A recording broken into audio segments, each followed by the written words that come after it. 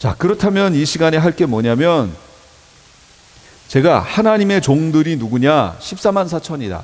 또 하나님의 종들은 두 증인이다. 14만 4천은 바로 아이다. 이렇게 얘기했잖아요. 그럼 성경적으로 14만 4천과 두 증인과 아이가 같다라는 거예요. 같다. 왜 같냐? 이 부분이 이제 성경 이 계시록 해석의 아주 중요한 포인트예요. 왜 같냐? 이게 성경상에서 지금 같다라는 걸 어떻게 아느냐? 말씀을 통해서 확인해 보고 싶은 거예요. 지금 먼저 14만 4천부터 보면 14만 4천은 딱 14만 4천이란 말이 성경에 딱 3번밖에 안 나와요. 3번. 7장에 인침받은 사람의 수를 두는 이스라엘 자손 각 지파 중에서 인침받은 자가 14만 4천. 그 다음에 14장으로 가요. 이제 14만 4천은 뭐 했는지 모르겠어요. 성경에 뭐라고 아무것도 안 했어요. 그냥 인침받은 사람의 수가 14만 4천이다 하고 끝났어요. 그리고 14장으로 넘어가니까 이 14만 4천이 어디가 있냐면 어린 양이 시온산에 섰고 그와 함께 14만 4천이 서 있어요. 여기 시온산이 어디예요? 하늘이라고 그랬죠? 저기 이스라엘 아니에요. 하늘이에요. 그걸 어떻게 하냐면 3절에 보좌 앞과 네 생물과 장로들 앞에서 노래를 하고 있잖아요. 그러니까 저 하늘에 가 있다는 얘기예요. 하늘, 그것도 보좌 앞에 가 있어요. 지금 14만 4천이 14만 4천 밖에는 능히 이 노래를 배울 수 없더라. 그러니까 잘 보세요. 14만 4천은 인침을 받았어요. 아무 내용도 없어요. 근데 그들이 성전에 가 있는 거예요. 성전에 가서 보좌 앞에 가 있어요. 대체 이 사람들은 뭐 한 거예요? 왜 필요한 거예요? 14만 4천이. 아무 필요도, 뭐 했는지 내용도 안 나와요. 그 다음에 두 증인 볼게요. 두 증인이라는 말은요, 계시록에 딱 한 번밖에 안 나와요. 딱 한 번. 11장 3절에 내가 나의 두 증인에게 권세를 주리니 그들이 굵은 베옷을 입고 1260일을 예언하리라. 그런데 두 증인이 계시록 해석할 때 너무 확대되어 강조되는 경향이 좀 있지 않나요? 성경 계시록 해석하신다는 분들이 두 증인 얘기들 많이 하시잖아요. 근데 두 증인이라는 이 표현은 11장 3절에 딱 한 번밖에 안 나와요. 그리고 이들이 11장 10절에 가면 뭐라고 나오냐면 두 선지자가 라는 말로 나와요. 그러니까 요거는 이따가 읽고서 다시 처리할게요. 그 다음에 아이는 12장 나와요. 12장의 해석이, 이 12장은 상당히 상징적 표현들이 많아요. 그런데 구약에서 가져왔던 표현들이고, 그 다음에 이걸 해석하려면 아이부터 해결하고 넘어가야 돼요. 아이를 일반적으로 12장에 나와 있는 아이를 보통 뭐라고 해석하냐면 하늘에 큰 이적이 보이니 해를 옷 입은 한 여자가 있는데 그 발 아래에는 달이 있고 그 머리에는 12별의 관을 썼더라. 이 여자가 아이를 베어 해산하게 되며 아파서 애를 쓰며 부르짖더라. 하늘에 또 다른 이적이 보이니 보라, 한 붉은 용이 있어 머리가 7이요 뿔이 10이라. 이 여러 머리에 7 왕관이 있는데 그 꼬리가 하늘별 3분의 1을 끌어다가 땅에 던지더라. 용이 해산하려는 여자 앞에서 그가 해산하면 그 아이를 삼키고자 했어요. 여자가 아들을 낳았는데 이는 장차 철장으로 만국을 다스릴 남자인데 그 아이를 하나님 앞과 보좌 앞으로 올려갔어요. 그러고 나서 그 여자가 광야로 도망하며 거기서 1260일 동안 그를 양육하기 위하여 하나님께서 예비하신 곳이 있었어요. 이 아이가 누구처럼 보여요? 얼핏 딱 보면 예수님처럼 보여요. 여기 장차 철장으로 만국을 다스릴 남자라고 얘기하잖아요. 철장 권세, 이거 누구 권세예요? 예수님.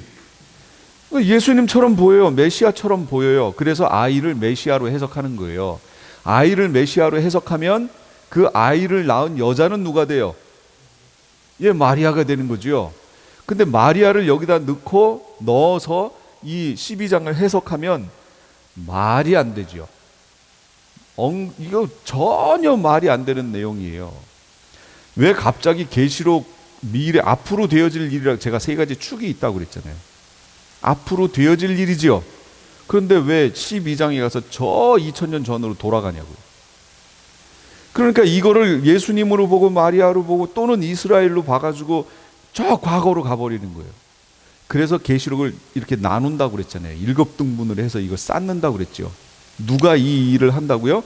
무천년적 관점 취하여 계시록 해석하는 분들이 그렇게 하신다고. 그런 근거가 바로 이런 아이 해석이라든지 여인 해석이라든지 여기에 있는 거예요. 제가 이 시간에 하려는 거는 아니다. 아이는 예수님 얘기하는 게 아니다. 예수님이 아니고 14만 4천과 두 증인과 아이가 같다라는 걸 지금 성경을 통해서 볼 거예요. 한번 보세요. 철장 권세 조금 전에 나왔어요.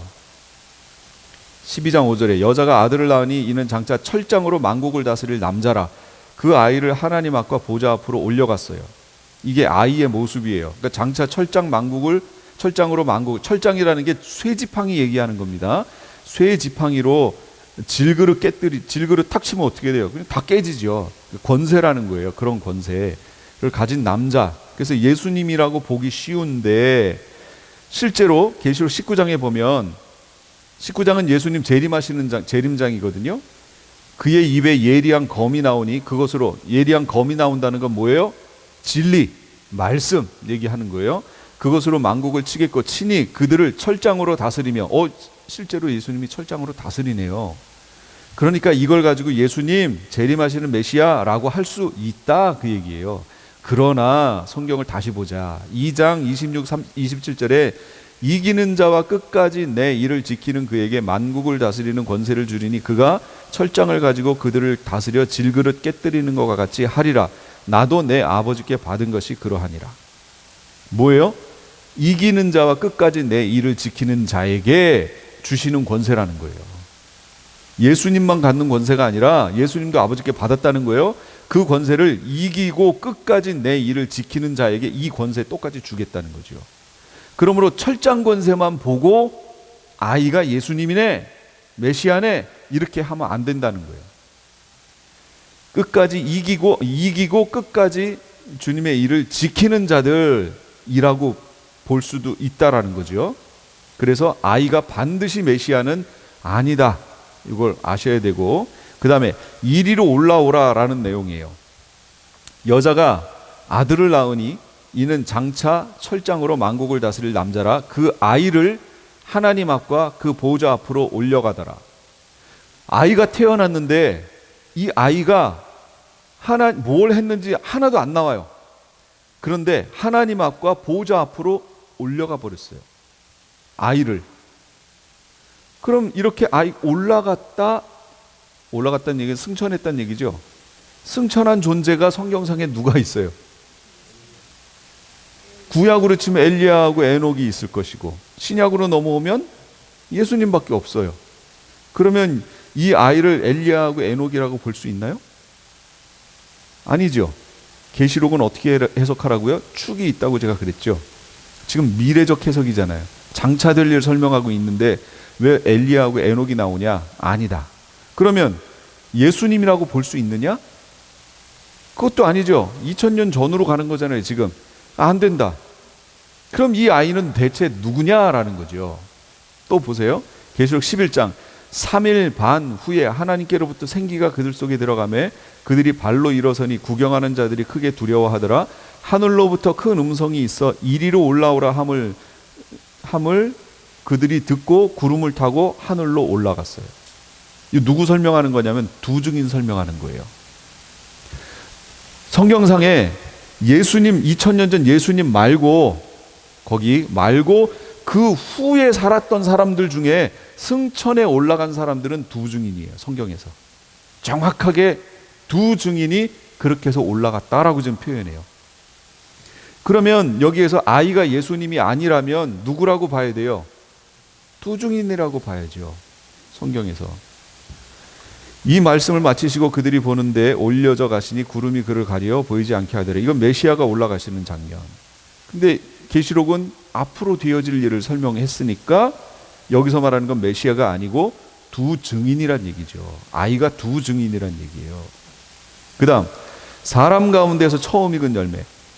하늘로부터 큰 음성이 있어 이리로 올라오라 함을 듣고 그들이 듣고 구름을 타고 하늘로 올라가니 그들의 원수들도 구경하더라. 이게 두 증인 얘기라고 그랬죠. 두 증인이 올라갔어요. 그런데 계시록 14장 4절에 가니까 이 사람들은 여자와 더불어 더럽히지 않고 14만 4천 얘기예요. 그래서 14장 4절이에요. 이렇게 이해하시면 돼요. 그럼 안 잊어버려요. 14장 4절 14만 4천 얘기예요. 여자와 더불어 더럽히지 않고 순결한 자라, 어린 양이 어디를 인도하든지 따라가는 자며 사람 가운데서 속량함을 받아 처음 익은 열매. 이거 14만 4천 설명하는 거잖아요. 그렇다면 여기서 이제 우리가 봐야 될 거, 사람 가운데서 속량함을 받아 라는 말이 무슨 말인가 성경을 통해서 봐야 돼요. 속량이라는 단어를 봐야 돼요. 보세요. 속량이라는 단어는 영적 구원의 의미가 있어요. 이게 첫 번째 의미예요. 성경 그리스도 예수 안에 있는 속량으로 말미암아 하나님의 은혜로 값없이 의롭다 하심을 얻은 자 되었느니라. 속량, 의롭다 하심을 얻는 것, 그걸 속량이라고 그래요. 에베소서는 우리는 그리스도 안에서 그의 은혜의 풍성함을 따라 그의 피로 말미암아 속량, 곧 뭐라고요? 죄사함. 속량은 죄사함 얘기하는 거예요. 그럼 아까 그 구절에다가 이 죄사함을 넣어서 해결해 보세요. 사람 가운데 죄사함을 받아 처음 익은 열매. 여러분 그러면 거기 14만 4천은 누가 되는 거예요? 저는 누구라고 얘기도 못 하겠어요. 사람 중에 속량함을 받아 처음 익은 열매, 그 사람 중에 죄사함을 받아 처음 익은 열매, 누구예요? 대체 어디로 가야 되는 거죠? 예수님 초림때로 가야 되는 건가요? 구약으로 가야 되는 건가요? 죄사함 받아 처음 익은 열매가 있겠죠? 누군지 모르겠어요. 저도. 아담인가? 아벨이라고 해야 되나? 셋이라고 해야 되나?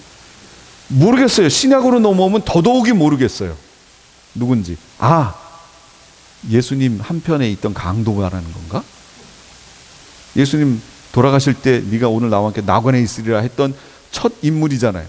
그 사람 얘기하나? 그럼 14만 4천이 그 강도 얘기하는 거예요? 이건 해석이 안 된다는 거예요. 그 죄사함이라는 의미로 속량을 해석하면 해석이 안 되는 내용이에요. 그럼 어떻게 해야 돼요? 부활의 의미로 해석해야 된다는 거죠. 부활의 의미가 뭔가 보세요. 그뿐 아니라 또한 우리 곧 성령의 처음 익은 열매를 받은 우리까지도 속으로 탄식하며 양자될 것 곧 우리 몸의 속량을 기다리느니라. 몸의 속량이 뭐지요? 영적 속량, 죄사함은 받았어요. 이제 우리가 기다리는 건 뭐예요? 몸의 속량이에요. 몸의 속량을 기다린다? 우리가 지금 기다리는 건 뭐예요? 우리의 부활이잖아요. 부활. 그 다음 에베소 4장 30절 하나님의 성령을 근심하게 하지 말라. 그 안에서 너희가 구속의 날까지, 이게 구속이란 말이 속량이란 말이 똑같은 단어예요. 속량의 날까지 인치심을 받았느니라. 어디까지요? 구속의 날까지, 속량의 날까지 우리가 인치심을 받았대요. 뭐 얘기하는 거예요? 부활 얘기하는 거예요. 부활이 되면 모든 게 끝나요. 완성돼요. 변개되지 않아요.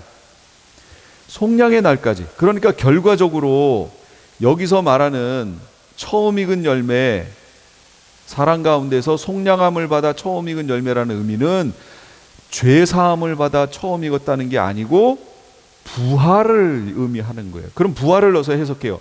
사람 가운데서 부활함을 받아 처음 익은 열매. 그럼 성경상에서 보세요. 부활 얘기하는 거예요. 엘리야하고 에녹 같은 경우는 부활 아니죠? 아니에요. 그럼 부활의 첫 열매는 누구예요? 예수님. 예수님은 죽었다 부활해서 그래서 승천에 올라가셨어요. 그래서 부활의 첫 열매예요. 그래서 절기 속에서 그 유월절, 무교절, 그 다음에 초실절 있잖아요. 그 초실절이 예수님이 부활의 첫 열매라고 얘기했잖아요. 초실절에 처음 익은 한 단을 가져다가 요제로 드리는 그 절기. 그래서 예수님을 부활의 첫 열매 얘기하는 거예요. 그런데 그 예수님과 구별하기 위하여 여기 뭐라고 그래요? 사람 가운데서 부활한 첫 열매라고 표현하는 거예요. 그러면 성경에서 사람 가운데서 부활한 첫 열매가 누구였어요? 아까 계시록에 봤을 때 두 증인이었잖아요. 두 증인이 죽었다가 3일 반 후에 살아나서 이리로 올라와 보라 함을 듣고 올라갔잖아요. 성경에 정확하게 부활하여 승천에 올라간 것을 표현한 사람들 중에 나사로는 부활은 했지만 그건 진짜 부활이 아니죠. 또 죽었으니까. 성경에서 정확하게 부활하고 승천에 올라간 존재는 두 증인밖에 없어요. 표현한 게. 그렇다면 여기서 14만 4천이 누구 얘기하는 거예요? 이 14만 4천이 두 증인 얘기하는 거예요. 성경에 얘기했잖아요. 처음 익은 열매라고. 근데 성경에서는 처음 익은 열매를 두 증인을 가지고 표현하고 있잖아요. 그렇다면 14만 4천이 결국 두 증인이다 라는 것을 지금 설명하는 거예요. 그럼 이걸 종합해 보면 어떻게 돼요? 14만 4천도 잘 보세요. 7장에서 14만 4천 입 맞는 거 나왔다고 그랬죠. 그리고 아무 일도 한 게 없어요. 그러더니 14장에 가더니 시온산에 서 있어요. 아이도 생각해 보세요. 여인이 아이를 낳았어요. 아무것도 한 게 없어요. 보좌 앞으로 그냥 올라갔어요. 왜 부른 거예요? 왜 낳게 한 거예요 대체? 이들이 실제 행한 행함이 어디 있냐면, 행위가 어디 있냐면 두 증인에게서 설명되는 거예요. 그러니까 14만 4천이라고 하는 하나님의 종들을 7장에 택하시고 10장 11장에 와서 두 증인이 활동하여 순교하여 부활의 승천에 올라갔고, 그리고 그 장면을 교회와 연결시켜야 하기 때문에 그걸 12장에 가서 아이라는 이름으로 설명하여 여인이 교회라는 것을 설명하기 위해서 아이라는 이름으로 가져와서 설명했고, 지금 흐름이 보이세요? 이 흐름 놓치면, 제가 아까 얘기했죠. 10장부터 15장까지는 읽다가 중간에 놓고 화장실 갔다 오면 내가 지금 뭐 읽었지? 이렇게 된다고 그랬죠. 진짜로 그래요. 저만 그런가요? 저는 그랬어요. 열심히 12장 막 심각하게 이렇구나 하더니 잠깐 화장실 갔다가 딱 왔더니 내가 지금 뭐 읽었지? 다시 10장부터 다시 읽었어요. 그래야 연결이 막 되거든요. 그 부분을 해석하는 열쇠가 바로 이거예요. 14만 4천과 두 증인과 아이가 같다라는 것을 깨닫는 순간 이 흐름이 나와요. 택하시고 부르셔서 사역하게 하시고 그들이 부활 승천하여 결국 시온산에서 어린 양과 함께 서 있는 14만 4천의 모습으로 드러나는 거예요. 그들이 택함 받아서 이렇게 사역해서 부활해서 결국 하늘에 올라가서 저기 가 있구나. 그 흐름을 깨달아야 된다는 거예요. 결국 두 증인 14만 4천이 같아요. 또 한 가지, 헬라어 문법 하나 제가 설명드릴게요. 헬라어 단어에는 성수 격이 있어요. 우리말은 격이 있고 수도 있어요. 수는 복수 단수니까. 그 다음에 격은 소유격, 목적격, 주격, 이건 우리 다 있죠 단어에. 근데 우리 단어에는 성이 없어요. 남성, 여성, 중성 얘기하는 거예요. 근데 한 군데 살아있다고 그랬죠. 욕에 살아있어요. 욕에. 남자 욕할 때랑 여자 욕할 때 다른 거 쓰잖아요. 그러니까 이 단어 속에 이 성이 살아있어요. 그거 외에는 없어요. 성이 없어요. 거의 없어요. 근데 헬라어에는 단어마다, 명사 단어마다, 형용사 단어마다 성이 다 존재해요. 그래서 장점이 있어요. 지시대명사 이것 저것 하는 이거 있죠. 그 지시대명사의 성과 수, 성이 여성이냐 남성이냐 중성이냐 그 다음에 복수냐 단수냐 하는 이게 결정이 돼 있거든요. 지시대명사가. 그럼 이 지시대명사가 가리키는 게 뭘 말하는 거냐, 그 앞에 선행사 중에 뭘 말하는 거냐를 헬라어는 정확하게 알 수 있습니다. 우리말은 헷갈려요. 한 가지 예를 들어 볼게요. 계시록 11장 2절 성전 바깥 마당은 측량하지 말고 그냥 두라. 이것은 이방인에게 주었은즉 할 때 이것은 지시대명사죠. 그럼 이게 지시대명사 성이 어떻게 되냐면 수는 볼 필요도 없어요. 성만 봐도 돼요. 여성명사예요. 이게 여성명사로 돼 있어요. 이것이라고 하는 이것을 여성으로 쓸 수 있고 중성으로 쓸 수 있고 남성으로 쓸 수 있어요. 단어가. 그래서 이 전미사가 이게 바뀌어요. 모양이. 외국 사람들이 우리말 배울 때 힘들어 하겠죠. 왜냐하면 토시 언어이기 때문에. 우리말은 단어 뒤에 토시가 다 붙잖아요. 근데 영어는 토시가 아니고 위치 언어지요. 위치가 바뀌어서 토시가 붙는 꼴이잖아요. 근데 우리말은 단어 하나하나에 토시가 붙어서 어수는 중요하지 않아요. 어순을 바꿔도 말이 돼요. 우리말은. 근데 영어는 어순 바꾸는 순간 무너지지요. 위치 언어이기 때문에. 위치를 바꾸면 무너지는 거예요. 그러면 위치 언어하고 토시 언어 중에 토시 언어를 모어라고 얘기합니다. 모어. 어미 못자 써서 모어. 이건 무슨 얘기냐면 다른 언어를 창조해내는, 만들어내는 언어. 이게 모어예요. 그래서 우리 언어는 큰 대야와 같아요. 영어는 종제기 같아요. 그러니까 이 큰 언어를 하는 사람이 종재기 같은 그런 언어 속에다가 이런 사고를 하던 사람이 요만한 데다가 표현하려니까 힘들어지는 거예요. 요만한 언어를 쓰던 사람이 이만한 언어에 쓰는 건 쉬워요. 왜냐하면 그만큼만 표현하면 되니까. 그만큼이 있으니까. 근데 이만한 언어를 쓰던 사람이 요만한 언어로 다른 걸 다 함축해서 여기다가 쓰려니까 이럴 때는 뭘 써야 되지? 막 헷갈리는 거죠.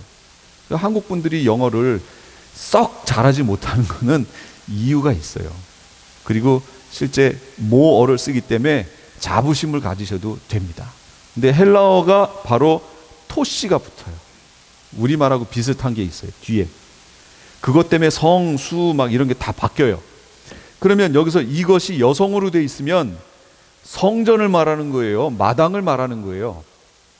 이것은 이방인에게 주었다. 뭘 줬다는 거예요? 성전 줬다는 거예요? 마당 줬다는 거예요? 마당, 너무 쉽죠? 이건 우리말에서도 이해가 되는 부분이에요. 실제 찾아보면 성전은 남성이고 마당은 여성으로 돼 있어요. 그러니까 이것이 정확하게 마당을 표현했다라는 것을 가리켰다는 것을 알 수 있어요. 이거는 쉽다니까요. 그럼 이걸 해볼까요? 너희는 그 은혜에 의하여 믿음으로 말미암아 구원을 받았으니 이것은 너희에게서 난 것이 아니와 하나님의 선물이라. 자, 이거 우리말로 돼 있어요. 그럼 이것이 말하는 게 그 은혜 말하는 거예요? 믿음 말하는 거예요? 구원 말하는 거예요? 자, 구원이라고 놓고 읽을게요. 구원은 너희에게서 난 것이 아니요 하나님의 선물이라. 말 되죠? 믿음은 아닌가요? 믿음은? 믿음 넣어볼게요. 믿음은 너희에게서 난 것이 아니요 하나님의 선물이라. 은혜는 아니에요? 은혜는 너희에게서 난 것이 아니요 하나님의 선물이라. 이것도 말이 되네요? 이것이 중성이에요. 중성. 그러면 그 앞에 중성인 거 보면 딱 정확히 나오죠? 그런데 어떻게 해요? 안타깝게 은혜는 여성, 믿음은 여성, 구원은 남성이에요. 그럼 대체 이것이 가리킨 게 뭐예요? 이렇게 가리킨 게 없을 때는요, 그 앞에 있는 문장 전체를 받은 거예요. 문장 전체. 은혜로 인하여 믿음으로 말미암아 구원받은 이 사건, 이것이 너희에게서 난 것이 아니고 하나님의 선물이라는 거예요. 그러니까 우리가 하나님이 은혜로 믿음을 주셔서 구원을 얻은 거지요. 그러니까 내가 내 자유의지로 결정해서 내가 하나님께 나가서 구원을 얻은 거지 하면 성경 해석이 맞을까요? 아니죠. 아니에요. 그래서 구원이 내 속에 시작되어지는 거, 구원에 대한 약속이 시작되어지는 건 이건 전적인 하나님의 은혜인 거예요. 이런 측면에서는 칼빈주의가 맞다는 거죠. 구원이 시작되는 측면에서는 칼빈주의가 맞아요. 이건 전적인 하나님의 은혜고 하나님의 선물이다. 그런데 이것이 약속이 주어졌고 이 약속이 지켜져서 끝까지 성취자리까지 가는 것을 설명할 때는 칼빈주의적 관점보다는 알미니안적, 웨슬리적 관점이 더 성경적이다. 그러니까 이 두 가지를 버릴 수 없어요. 하나님이 이 두 가지를 같이 놓으신 이유가 있어요. 남겨두신. 만약에 끝까지 하나님이 저희까지 다 이루시고 우리는 아무것도 할 게 없다. 그런 측면이라면 한 번 구원이 영원한 구원이지요. 예, 그럼 변개될 수 없죠. 하나님이 다 하신 거니까. 그런데 배교가 있고 변개되는 게 있다는 것은 바로 성취의 자리까지 가는 데 있어서 우리의 자유의지가 거기에 포함된다는 거예요. 이 두 가지 조화를 잘 시켜야 되는데 제가 지금 학교에서 공부하면서 이 부분에 대해서 논문을 쓰려고 지금 하는 중이에요. 그래서 이걸 어떻게 발표를 해야 되느냐, 어떻게 준비를 해야 되느냐. 일반 장로교 목사님들은 이 부분에 이거 하나님 선물입니다. 그러면 아멘. 근데 약속의 성취로 가려면 우리의 자유의지가 필요합니다. 그러면 이렇게 되는 거죠. 근데 또 반대쪽에 있는 사람 이거 전적인 보세요. 원어가 그렇게 됐잖아요. 하나님의 선물입니다. 그러면 웨슬리 쪽에서는 우리가 선택하는 건데 그건 선행적 은총인데 우리가 선택하는 건데 근데 가는 과정에서 우리가 열심히 우리의 자유의지가 들어가서 이걸 이루어내야 됩니다. 그러면 아멘. 왜 아멘이 차이가 났죠? 본인들이 갖고 있는 신학적 관점 때문에. 성경에는 분명히 그렇게 나왔는데 본인들의 관점 때문에 이게 막히는 거예요. 지금 이 부분을 해결해야 돼요. 빨리.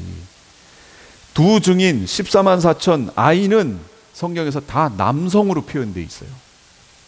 남성.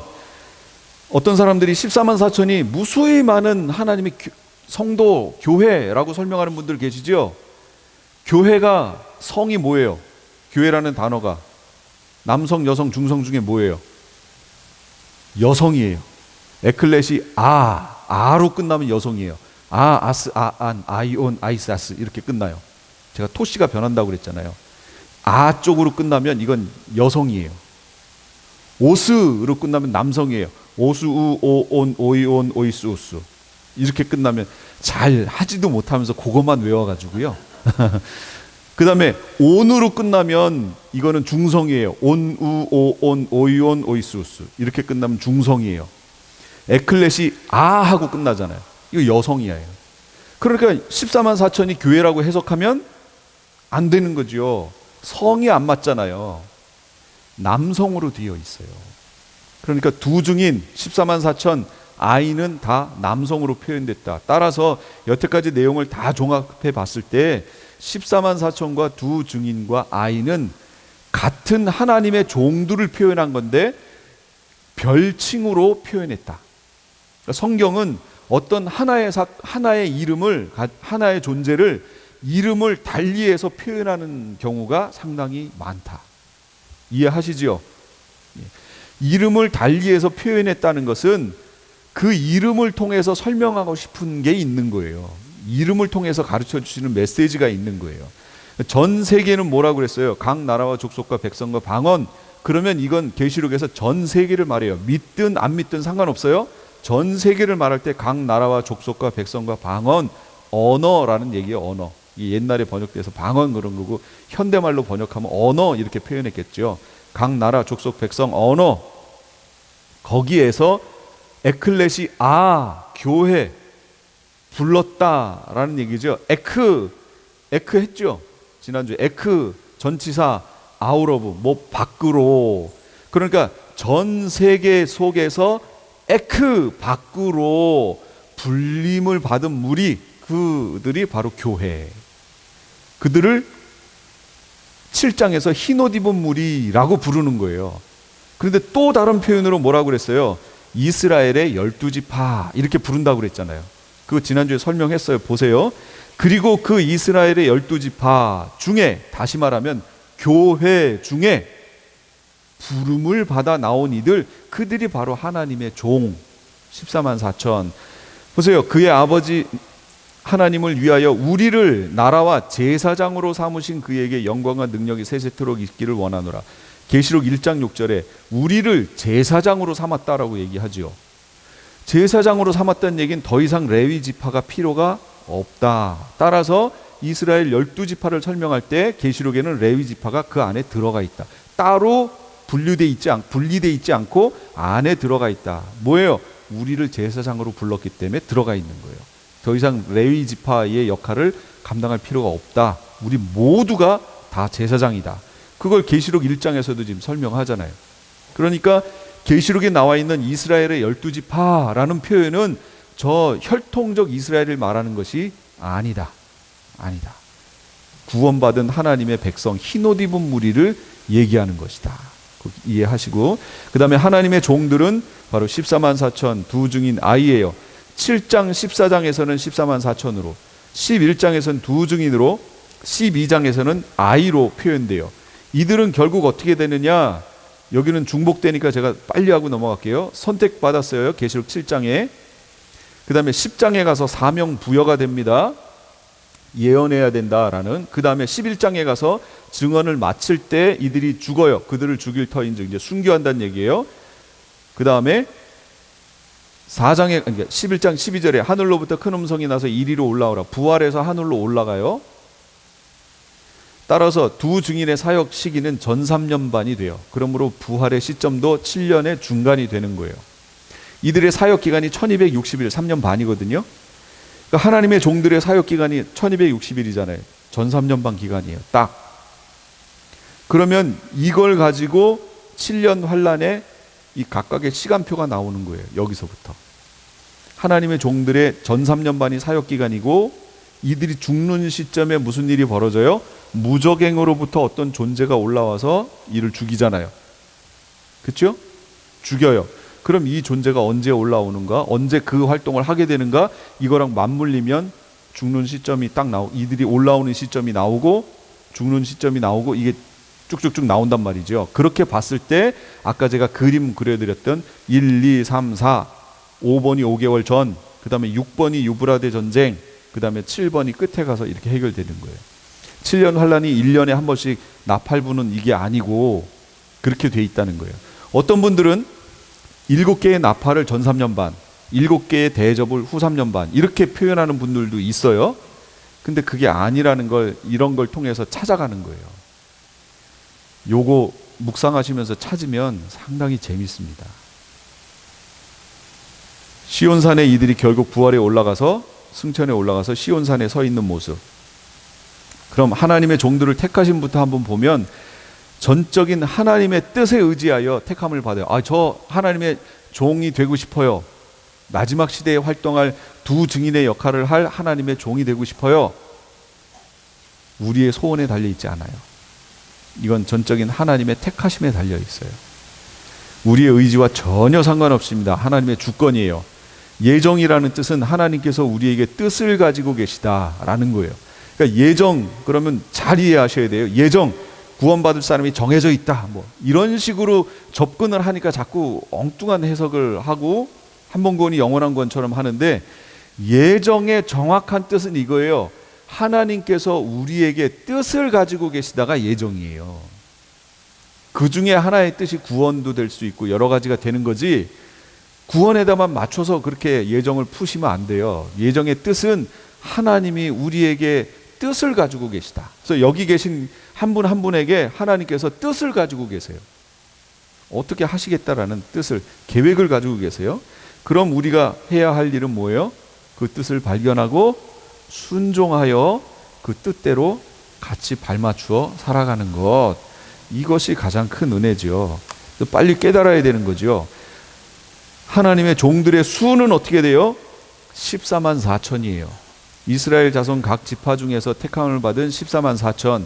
누구인가? 이거 영적 이스라엘이에요. 육적 이스라엘이 아니고.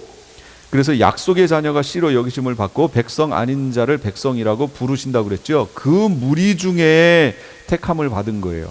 따라서 성령의 인과 하나님의 인을 구별하셔야 된다라고 설명했어요. 이건 했던 거라 제가 빨리빨리 읽고 넘어가는 거예요. 하나님의 인은 사역의 인이에요. 하나님 종들에게 쳐주는 것이고 특별한 사역을 위해서 부름받은 종들이라는 의미고, 성령의 인은 신분과 관련된 인이에요. 구원의 보증, 하나님의 백성이라는 뜻이에요. 그래서 성령의 인을 받은 이들은 누구냐? 그건 흰옷 입은 무리 얘기하는 거고, 14만 4천이 바로 하나님의 인 맞은 자들이에요. 이걸 구별하셔야 돼요. 계시록은 이걸 구별해야 풀어져요. 이거 구별 안 하면 자꾸 14만 4천이 교회다 이런 식으로 풀게 되는 거예요. 그러면 이 엉켜요. 인치는 기간도 정해져 있어요. 전 3년 반 그 기간, 인을 그때 친다라기보다 다 쳐서 그때 활동이죠. 그러니까 인이 다 쳐지는 기간은 언제냐면 환란 들어가기 바로 직전이에요. 다 쳐져요 그때. 그래서 14만 4천이 그때부터 활동을 시작해요. 계시의 흐름, 제가 1장, 4장, 5장은 강의 계획 속에 없어요. 그걸 따로 특별히 구별해서 없어요. 대신 이렇게 하는 중간중간에 그걸 설명할 거예요. 1장, 4장, 5장은 필요할 때. 이 부분은 계시의 흐름이에요. 계시의 흐름은 출처는 성부 하나님이에요. 성부 하나님이 두루마리를 가지고 계세요. 이걸 성자 하나님께 드렸어요. 그러니까 성부 하나님이 이걸 들고 있을 때 이걸 가지고 가서 이 메시지를 전해라 라고 얘기했더니 그 사도 요한이 어떻게 해요? 울었어요. 왜 울어요? 자기는 이게 펼쳐져서 이걸 보고 가서 전해야 되는데 이걸 열 사람이 없는 거예요. 그랬더니 결국 성자 하나님이 이 두루마리를 받아서 성자 하나님의 인을 떼시기 시작했잖아요. 예, 그 장면. 그 다음에 이걸 다 떼진 것을 6장에 가면 천사에게 이걸 주시는 거예요. 힘센 천사에게. 그랬더니 거기서 뭐라고 그래요? 이걸 받아 먹어라 이렇게 얘기하죠. 그 장면 생각나시나요? 이 받아 먹어라. 그랬더니 입에서는 단데 배에서는 써요. 입에서는 와, 이런 말씀이었네요 하고 깨닫기 시작해요. 그래서 실제로요, 계시록을 공부해 보시면, 계시록 공부를 막 하고 막 깨닫기 시작하면 그 앞에 있는 다른 부분들이요, 조금 죄송한 표현이지만 시시 이런 표현이 맞을지 모르겠어요. 이걸 막 깨닫고 나면 앞에 그 얘기했던 부분들이, 앞에 있는 부분들이 조금 하나님 말씀이 시시하진 않은데 비중이, 이 계시의 말씀이 막 너무 좋아서 여기에 막 모든 관심이 여기에 쏠리게 돼 있어요. 근데 이것을 살아내기는 쉽지 않죠. 배에서 쓰단 얘기는 그 얘기예요. 이걸 살아내기는 쉽지 않아요. 그리고 또 그렇게 될 수밖에 없는 게, 히브리서에 그리스도 도의 초보를 버리라고 그랬잖아요. 버리고 장성한 분량에 이르라고, 장성한 대로 나아가라고 히브리서 6장에서 지금 얘기하죠. 그러니까 우리 교회가 장성한 분량에 이르러 글로 나아가야 되는데, 교회가 그리스도 도의 초보에 머물러 있어요. 교회에서 전해지는 메시지의 내용이 다 초보적 내용만 얘기되는 거예요. 그러다가 요한계시록의 말씀을 깨닫고 보면 초보적 내용 여태까지 얘기하고 있었구나. 초보적 내용. 그러니까 시시하다고 제가 표현한 게, 시시하다는 말이 아니라 초보적 내용을 계속 가지고 교회에서 얘기하니까, 아니 왜 제가 느끼는 게 그거예요. 목사님들이 왜 설교를 하다 저기서 멈추지? 그 다음 단계로 얘기를 해줘야 되는데 왜 다음 단계를 안 가고 초보의 신앙에서 딱 멈춰서 거기서 끝내버리지, 설교를? 네. 그래서 이 계시록의 내용을 알아야 된다고 얘기하는 거예요.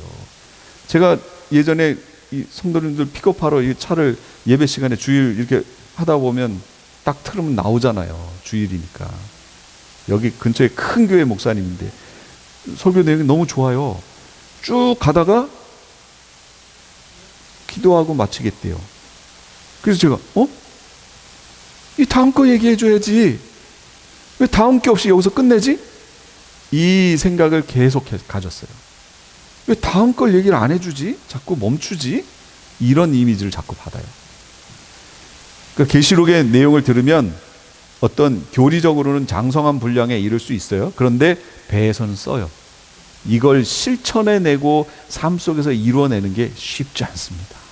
이제 거기까지 가야 되는 거죠. 천사에게 이 메시지를 줬고 이것을 요한이 다 받아 썼어요. 그리고 요한은 뭐라고 얘기해요? 이걸 다 자기가 알게 했다. 자기는 다 보냈다. 그럼 주의 종들이 이걸 받았을 거 아니에요. 신학교에서 들었건 어디서 들었건 받았을 거 아니에요. 이게 어디로 가야 돼요? 최종적으로 교회로 가야죠. 교회로 가는 건 누구 사명이에요? 종들의 사명이죠. 예수 그리스도의 계시라, 이는 하나님이 그에게 주사 반드시 속히 일어날 일들을 그 종들에게 보이시려고 그 천사들을 그 종 요한에게 보내어 알게 하신 것이라. 나 예수는 교회들을 위하여 내 사자를 보내어 이것들을 너희에게 증언하게 하였노라. 나는 다윗의 뿌리 자손이요 곧 광명한 새벽별이라. 보라, 내가 속히 오리니 이 두루마리의 예언의 말씀을 지키는 자가 복이 있다고 얘기했잖아요. 그러면 예언의 말씀을 들려줘야죠, 빨리 종들이. 그런데 지금 현 상황의 문제가 바로 종들의 사명에서 문제가 생긴 거예요. 제가 물음표 해놓은 부분. 주의 종들이 교회로 전해주질 않는 거예요. 성도들은 교회를 통해서 이걸 듣는 게 아니에요. 다 각자 각계전투하고 있어요. 각자. 신학교에서도 제대로 얘기를 안 해줘요. 여기 신학하신 분들 계시잖아요. 신학교에서 이 부분에 대해서 계시록을 심각하게 생각하여 이걸 이렇게 집중적으로 강의하든가요? 안 해요. 저도 신학교를 몇 개 이렇게 나왔지만 거기 양쪽에서 다 이렇게 얘기해 준 적 없어요. 그냥 졸업하고 나서 왜 내가 이런 부분에 대해서 이렇게 아는 게 별로 없지? 그리고 그때 배웠던 책을 딱 펴봤더니 교수님 강의하기 쉽게 강의 안으로 편집을 해놨는데 다른 구원론이라든지 뭐 이런 교회론이 이런 거는 양이 많은데 종말론 갔더니 양이 조그맣더라고요. 그래서 제가 이걸 대체 내용이 뭐가 있어? 그리고 다시 봤어요. 그 강의해 주셨던 분 걸. 이래서 몰랐구나. 몰랐어요.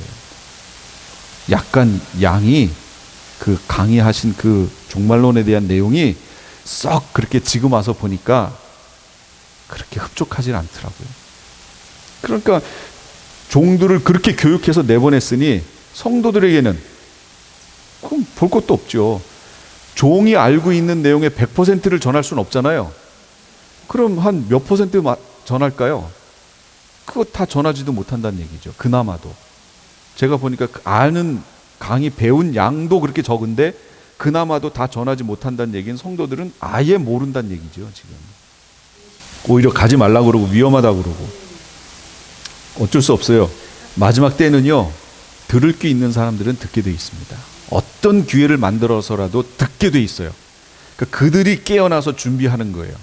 지금은 때가 어느 때라고 그랬어요. 주인의 밭에 곡식을 뿌렸는데 거기에 가라지도 뿌려졌잖아요. 그래서 이거 뽑을까요? 아니요. 뽑다가 알곡까지 뽑힐까 염려되니 추수 때까지 그냥 둬라. 그래서 어떻게 해요? 추수 때 이걸 다 뽑아서 단으로 묶고 한다고 그랬잖아요. 이 단으로 묶는 걸 뭐라고 그랬어요? 짐승표라고 얘기했잖아요. 마지막에 먼저 그들을 짐승표로 묶어요. 그래서 후 3년 반 시작되는 지점에 짐승표가 시행되는 거예요. 그래서 먼저 이들이 단으로 묶여요. 나중에 불살라지려고. 그 일이 벌어집니다. 그래서 계시를 받는 게 그렇게 중요해요. 교회가 마지막 시대의 계시를 아는 게 중요해요. 사명을 받아요. 이 종들이 계시를 받았지요. 지금 얘기했던 거, 내 입에서는 달아요. 내가 천사에게 나아가 작은 두루마리를 달라 한즉, 이게 무슨 얘기냐면 종들이 달라고 해야 돼요. 여기 얘기했잖아요. 내가 천사에게 나아가 작은 두루마리를 달라 한즉 천사가 이르되 갖다 먹으라. 내 배에는 쓰나 내 입에는 꿀같이 달리라. 갖다 먹어라 하고 주는데 어떻게 주냐면 달라고 하니까 줘요. 그래서 주의 종들이 기도해야 돼요. 마지막 때에 이 마지막 계시의 말씀을 달라고 기도해야 되는 거예요. 이건 종들이 적극적으로 거기에 나와야 된다는 얘기죠. 그런데 종들이 그나마 듣겠다고 하는 성도들의 그마저도 막아버리다는 얘기죠. 그럼 때를 못 읽고 있는 거예요. 때를 따라 양식을 나눠줄 자가 누구냐. 그럼 때를 지금 종들이 못 읽고 있다는 거죠. 때를 읽어야 되는데, 디모데 후서에서도 나는 선한 싸움을 싸우고 나의 달려갈 길을 마치고 믿음을 지켰으니, 바울이 그러잖아요. 믿음을 지켰다고. 종들도 끝까지 믿음 지켜야 되는 거예요. 끝까지 믿음 지키라고 얘기해 줘야 되는 거예요. 그래서 기도하실 때 달라고 하셔야 돼요.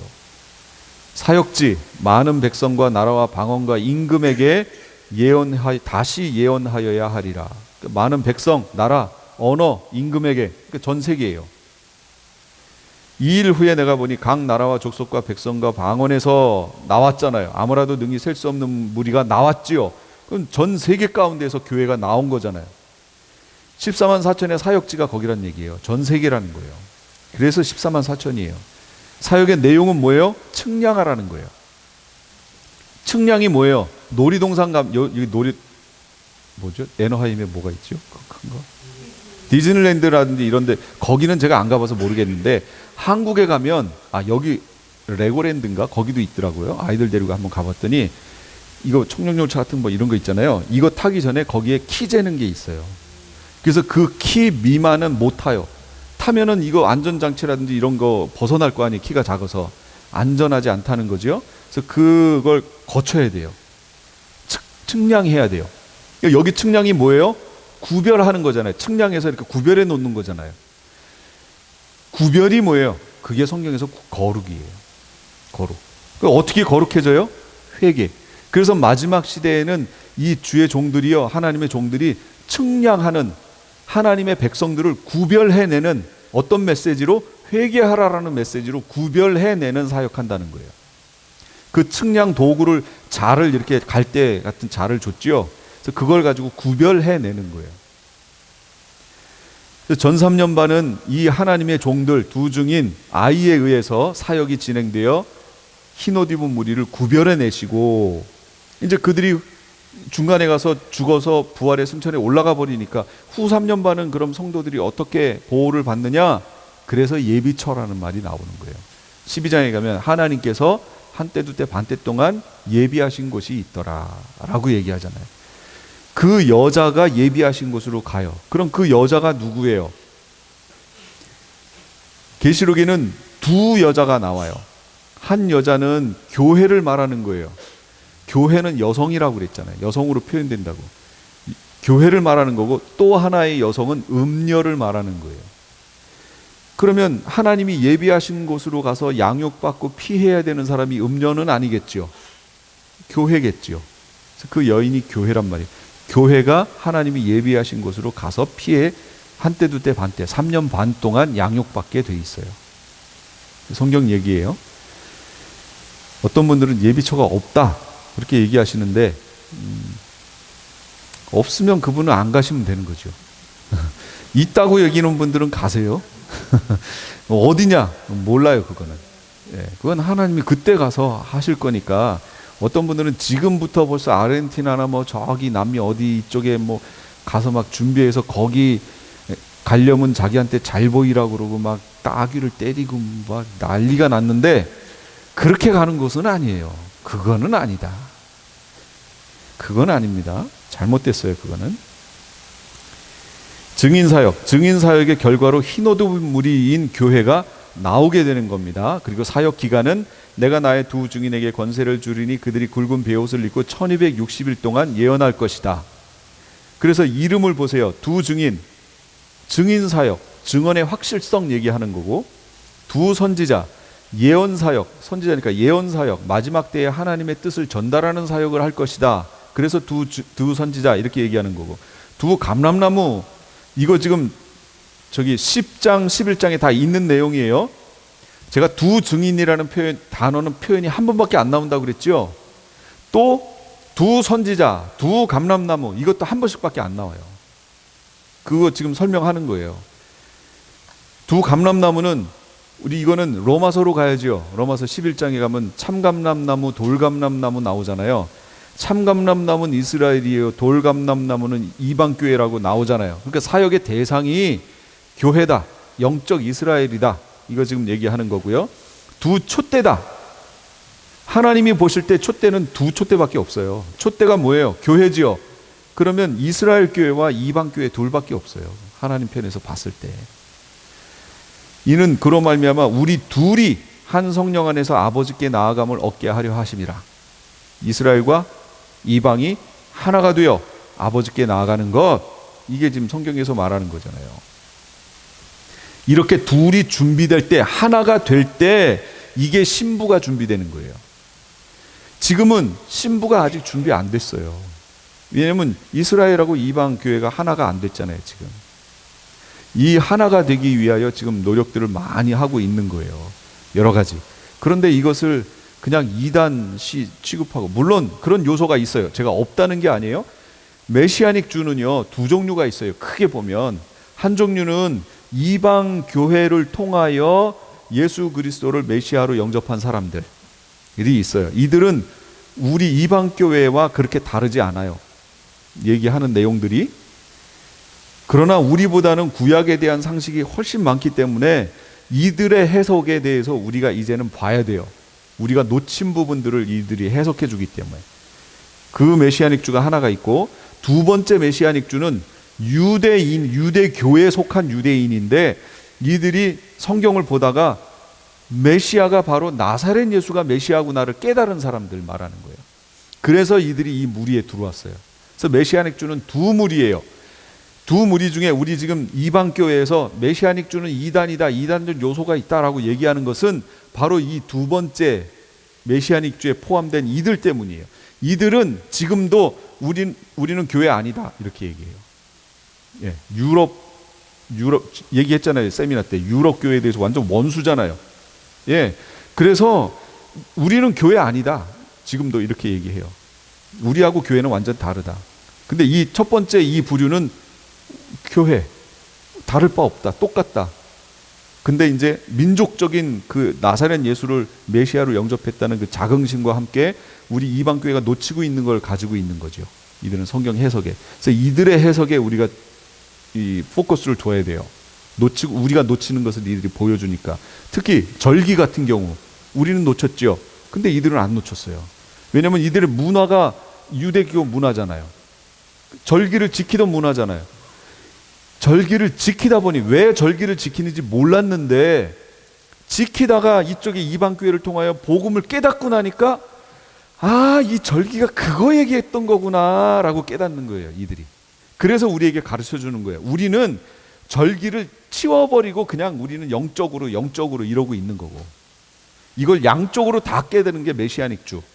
그 다음에 두 번째 메시아닉 주, 그 유대교에서 온 이들은 교회를 좀 대척하는 성향이 있고, 근데 이들의 목소리가 지금 나오고 있거든요. 그러다 보니 이방 교회에서는 이들은 이단성이 있다 이렇게 표현하는 거고, 그러니까 이단성이 있다고 하여 메시아닉 주 전체를 그렇게 보시면 안 됩니다. 성향이 그렇게 갈라져 있다는 걸 알고 보셔야 되는 거예요. 어쨌든 그들과 이방 교회가 하나가 되어줘야 돼요. 그래서 하나님께 나아가는 것, 이게 성경에서 지금 얘기하는 것이고, 그게 신부 준비예요. 신부가 준비돼야 주님이 오십니다. 사람의 모든, 왜 둘씩인가? 그러니까 두 증인의 입으로나 세 증인의 입으로 그 사건을 확정해라. 그래서 12를 부르셔서 2명씩 보내시고, 12 제자를 부르사 둘씩 보내시며 더러운 귀신을 제어하는 권능을 주시고, 70인을 부르셔서 세우사 친히 가시려는 각 동네와 각 지역으로 둘씩 앞서 보내시며. 그러니까 받는 쪽에서는 몇 명이에요? 2명밖에 없어요. 받는 쪽에서는 70명인지 12명인지 몰라요. 14만 4천인지 몰라요. 몇 명만 알아요? 2밖에 몰라요. 증인 사역할 2밖에 두 증인 그러는 거예요. 그런데 실제적인 총수는 뭐예요? 14만 4천. 지난 수요일 날 또 그렇게 물어보시는 분 계시더라고요. 14만 4천이 진짜 14만 4천이냐? 이런 거죠. 13만 3,999명은 안 되냐? 14만 4천 1명은 안 되냐? 이런 얘기죠. 그렇게 물어볼 법도 해요. 정확히 14만 4천이어야 되느냐? 그럼 제가 역으로 질문하는 거예요. 그러면 성경에 70인을 세우사 했는데 그거 69명이면 안 돼요? 69명. 12명 제자라고 그랬는데 그 11명은 아니에요? 13명이면 안 되나? 근데 성경에 뭐라고 그래? 정확히 12명. 70명. 그럼 14만 4천은 14만 4천이라고 그냥 알아들어야죠. 그 외에 넘어가는 건 그때 가서 세봐요. 지금은 몰라요. 14만 4천이라고 그러셨으니까 그냥 14만 4천 그냥 믿으면 돼요.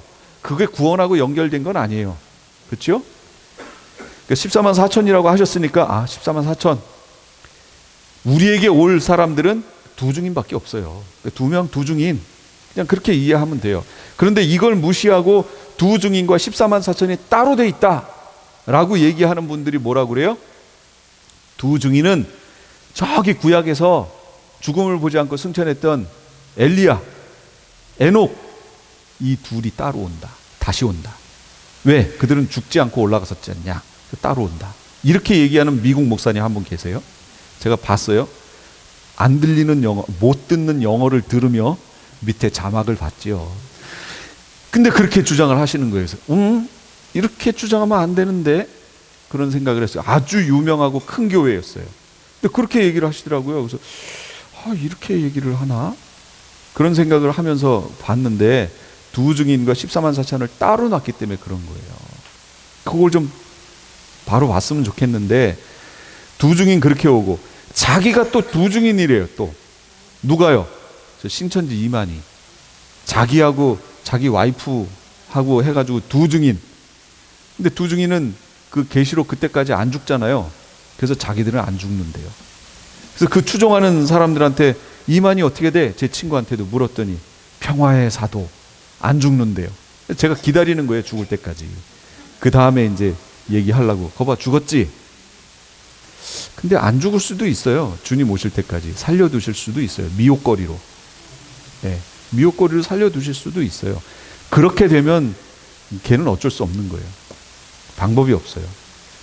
죽으면 자극을 받아서라도 얘기할 거리가 생기는데, 그마저도 때가 들어갔는데 안 죽었으면 그러면 어쩔 수 없구나 할 수밖에 없어요. 그럼 왜 아이예요? 하나님 종들의 총수 몇 명이라고요? 14만 4천. 하나님 종들의 사역 내용은 뭐예요? 증인 사역. 하나님 종들의 사역 기간은 1260일. 그래서 14만 4천이니까 14만 4천. 증인 사역이니까 두 증인. 1260일이니까 3년 반밖에 안 되니까 아이 이렇게 부르는 거예요.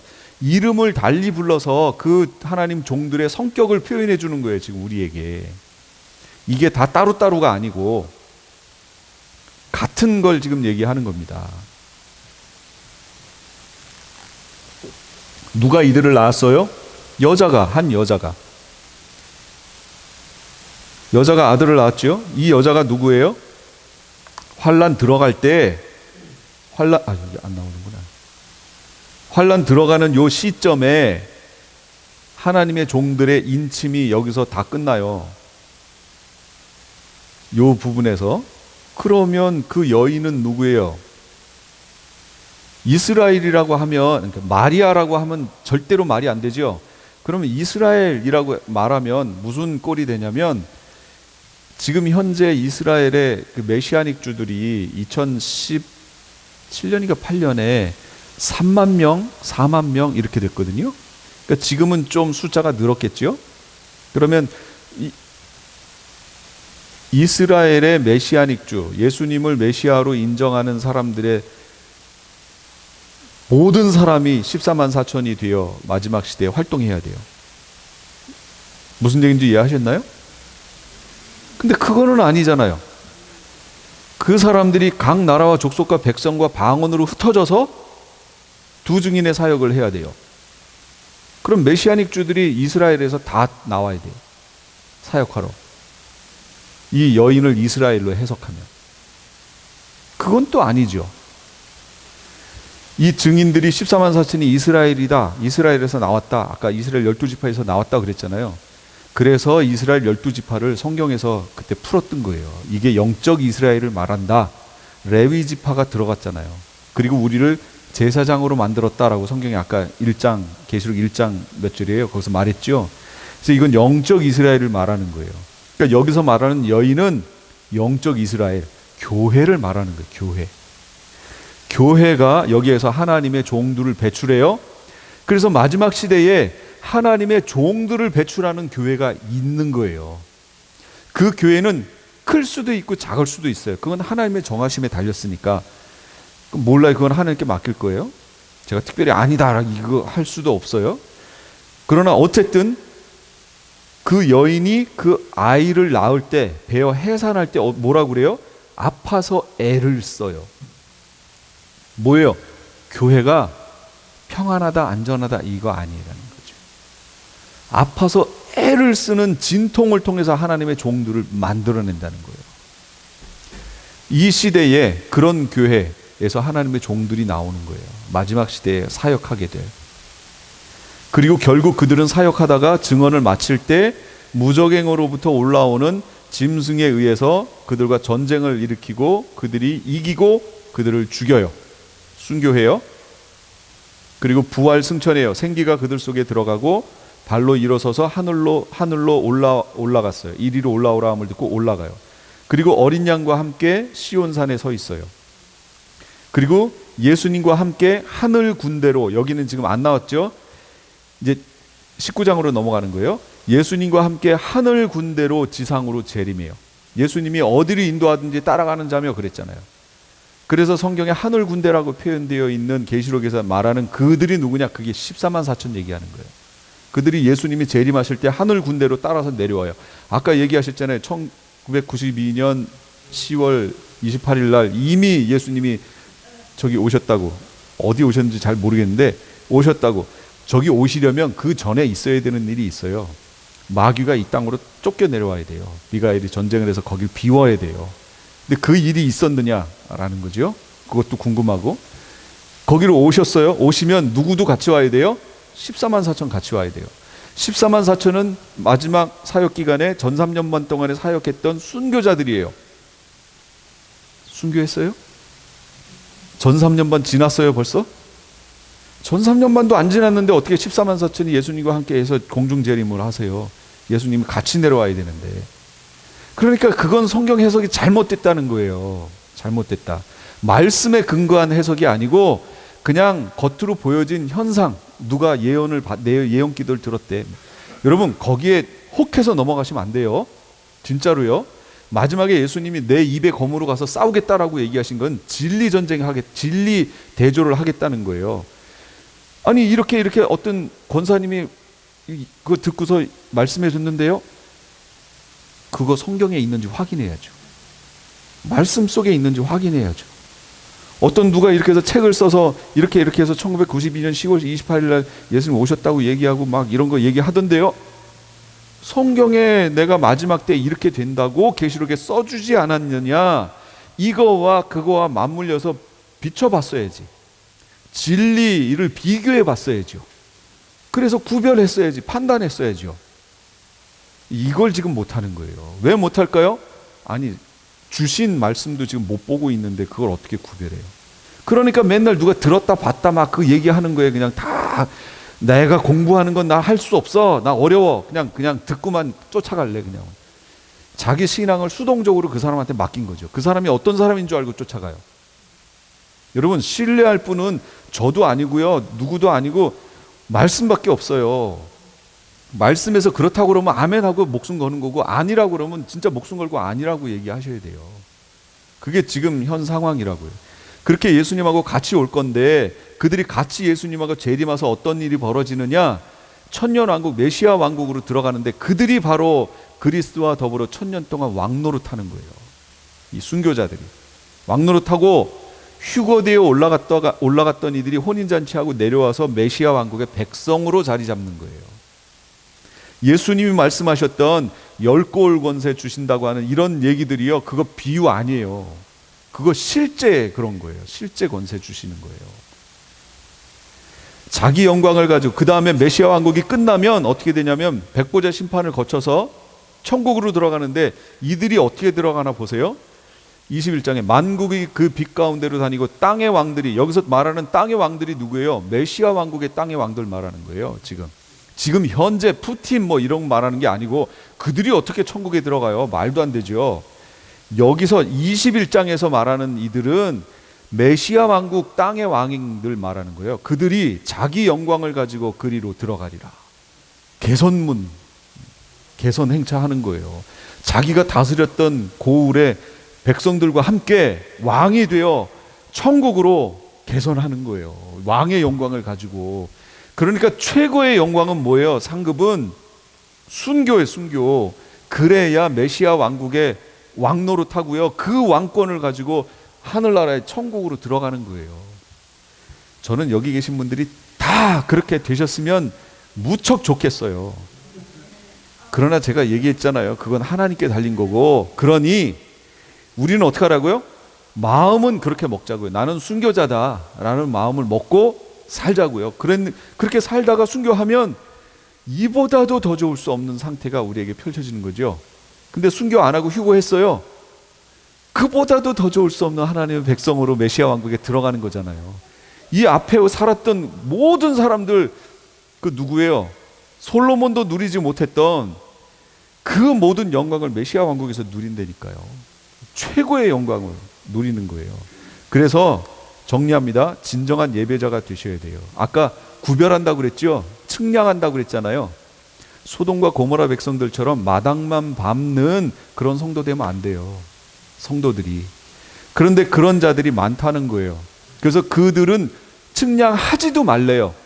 아예 측량의 대상에서 제외됐어요. 그러니까 마당만 밟는 성도도 아니죠. 마당만 밟는 교인들은 측량의 대상에서 아예 제외됐어요. 진리의 말씀에 귀를 기울여야 돼요. 말씀이 하나님의 잣대잖아요. 기준. 그래서 여기 아모스서에는 다림줄 얘기도 나오죠. 다림줄을 내 백성 이스라엘 가운데 두고 다시는 용서하지 아니하리라. 삼위일체 하나님만을 바라봐야 돼요. 성도를 구별하고 끝까지 책임지시고 보호하시는 분 누구예요? 하나님. 만드신 분 보라고요. 근데 사람들은 지금도 하늘과 땅과 바다와 물들의 그것만 보는 거예요. 그래서 하나님이 이 관점을 바꾸시기 위해서 4개의 나팔로 심판하셨죠. 그래서 마지막 때는 세례 요한의 설교를 주목하라고 그랬어요. 여호와의 크고 두려운 날이 이를 때 선지자 엘리야를 보내시는데 초림 때가 바로 세례 요한이고 재림 때가 하나님의 종들이에요. 14만 4천 두 중인 아이, 두 선지자, 두 촛대, 이게 다 재림 때 활동할 하나님 종들의 별칭이에요. 그래서 세례 요한의 설교의 내용이 뭐예요? 회개의 메시지. 주의 길을 준비하라. 그의 오실 길을 곧게 하라.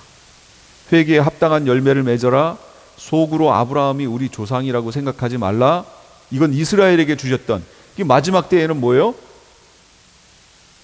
예정교리로 인하여 나는 하나님께 구원받았다, 이러지 말라는 거예요. 똑같은 내용 얘기하는 거예요. 지금 말만 바뀌는 거죠. 알곡은 모아 곳간에, 쭉정이는 꺼지지 않는 불에 태우신다. 좋은 열매 맺지 않는 나무마다 찍혀 불에 던져진다. 도끼가 나무 뿌리에 놓였으니 좋은 열매 맺지 아니하면 이거 찍혀 불에 던져진다. 좋은 열매가 뭔데요? 옷 2벌 있는 자는 옷 없는 자에게 나눠줘라. 먹을 것이 있는 자도 그렇게 나눠줘라. 부과된 것 외에는 자기의 권세를 이용해서 더 거두지 말아라. 사람에게서 강탈하지 말라. 강제적으로 자기의 권력을 사용하여. 거짓으로 고발하지 말아라. 받는 급료를 족한 줄로 알아라. 예, 여기까지예요. 이런 것들이 좋은 열매라고 세례 요한이 말했어요. 그럼 지금 시대에는요? 지금도 좋은 열매가 이거죠. 이거 다 뭐예요? 행위 아니에요? 행위? 행함. 그러니까 행함을 바르게 해야 된다. 믿음만으로 구원 얻는다고요? 아니요. 그 믿음이 진짜인 것은 행함을 통해 확인한다.